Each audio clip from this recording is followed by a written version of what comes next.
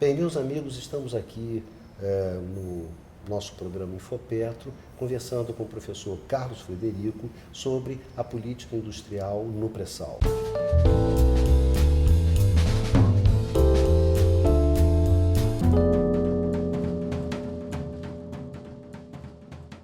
No primeiro módulo, nós estávamos conversando exatamente como essa política surgiu e como ela adquiriu um determinado dinamismo muito forte num determinado momento, representando assim as grandes aspirações que a gente tinha em relação ao pré-sal e a utilização dessa riqueza para alavancar a economia e a indústria brasileira.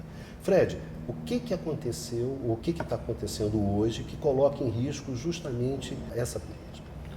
Em primeiro lugar, no que se refere à política em si, existem alguns problemas com a política de conteúdo local que criou um ambiente excessivamente protegido e com muita burocracia. Então, eu acho que isso aí está emperrando um pouco. Eu acho que poderiam ter sido vistas metas alternativas, metas de exportação e outras coisas para suprir o conteúdo local. Porque, do jeito que está, parece que o mercado ficou simplesmente protegido e a proteção está um pouco excessiva.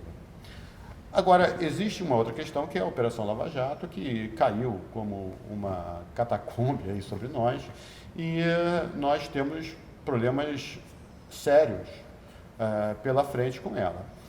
Calcula-se que, dependendo de qual estimativa que você faça, do plano de investimentos da Petrobras, o petróleo no Brasil hoje responde entre 10% a 14% do investimento no Brasil. Isso significa que é central na absorção de produtos que vêm da indústria de bens de capital, que é uma indústria inovadora, é uma indústria que carrega inovação com ela e, ao mesmo tempo, como tem um demandante fundamental, que é a Petrobras, com muita capacitação tecnológica, capaz de coordenar redes,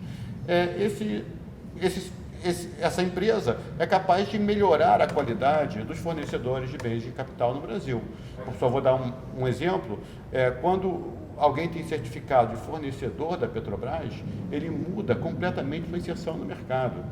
Ele passa a ser demandado, por exemplo, por empresas siderúrgicas, que não têm capacidade de qualificar esses fornecedores, mas que adotam, né, os fornecedores que vêm da Petrobras.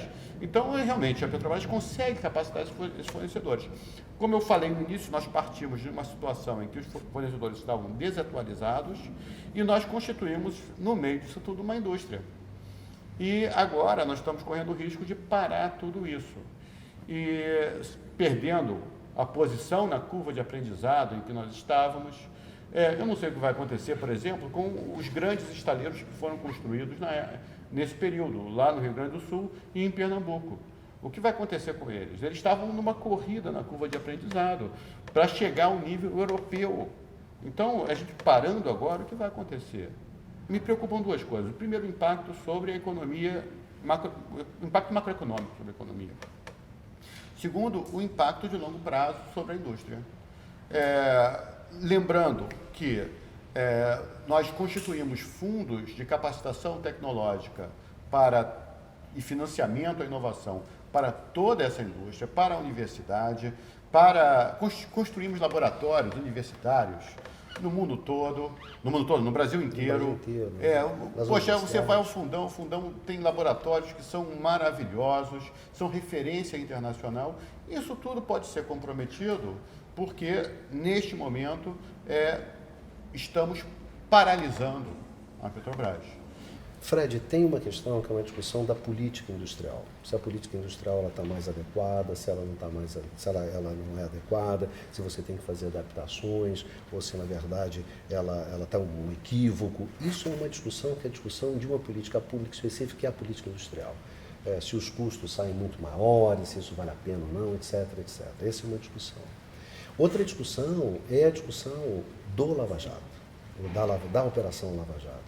Porque aqui você, para alcançar determinados objetivos, vamos dizer que são objetivos válidos do combate à corrupção, você ter uma maior transparência nas intervenções do Estado no Brasil, em nome de você alcançar um determinado objetivo, você sacrifica objetivos que são muito grandes, que são relativos à questão da política industrial, de toda essa questão que a gente está discutindo. O que a gente está falando é o seguinte, quer dizer, há um custo muito elevado desse tipo de intervenção. Ou seja, se a gente perder essa passada agora, quais são as chances, quais são os custos para a gente recuperar depois esses trabalhadores qualificados que estão sendo mandados embora, essas empresas que estão sendo desestruturadas? Quer dizer, qual é o custo disso em termos da economia do país, da indústria de bens, de capital do Brasil, da nossa capacitação tecnológica, pessoal, etc, etc. Como você vê assim, se for levado às últimas consequências, essa destruição desse tecido que você estava a duras penas construindo, qual vai ser a consequência disso para o país? Olha, como eu falei, quando foi retomada a indústria a partir de 2003, nós tivemos que treinar pessoal. Junto com isso, houve um investimento nas universidades, em laboratórios universitários, que foi absurdo, foi muito dinheiro colocado nisso. E também foi muito recurso, muita mobilização de pessoal. E esse tipo de mobilização, ela perde o período, tem tempo de validade. Você vai perdê-la e você perde aprendizado. Ou seja, eu fico pensando o quanto custará a desmobilização dos laboratórios de P&D das empresas parapetroleiras ao Brasil. Ou seja, essas empresas vieram para cá, instalaram um laboratório de P&D, pela primeira vez estavam fazendo P&D inovativo no Brasil, porque a maior parte do P&D era adaptativa. Então agora, pela primeira vez, estavam fazendo inovativo em coordenação da Petrobras. E agora a gente, de repente, para isso. Para onde a gente vai? A gente vai voltar para o zero? Você acha que esses laboratórios, se saírem hoje daqui... Não voltarão. Voltarão mais tarde? Não. Eu acho que não. Eu acho que esse é o grande problema que nós vivemos, e não só nos laboratórios, mas em toda a rede montada pela Petrobras no período. E nós temos um grande desafio, que é sermos maduros o suficiente para lidar com esse tema no âmbito político. Na verdade, o que a gente constata é que há custos. Combater a corrupção da maneira como nós estamos querendo combater, nesse nível, tem custos, e tem custos elevados para o país. Tem custos em termos de qualificação de profissionais, qualificação de empresas, qualificações de cadeias produtivas, que nós corremos o risco de perder tudo isso.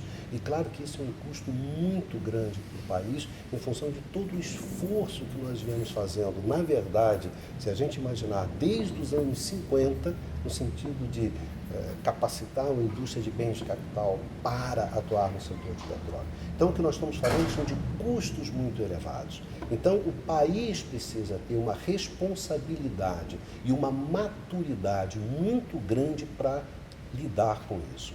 Não justifica, nada justifica você destruir todo um setor industrial no país em nome de alguma coisa, qualquer que seja essa coisa. Então, é necessário ter responsabilidade, é necessário ter maturidade política para enfrentar esse tipo de problema. Então, o país precisa ter isso, porque se ele não tiver essa maturidade, as consequências vão ser muito graves para o país.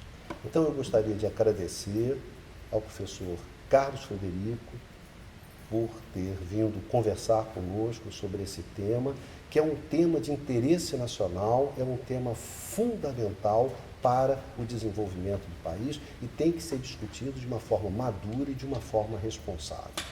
Então, obrigado ao Fred, obrigado aos nossos seguidores lá do canal GE, e nos vemos num novo programa Infopetro.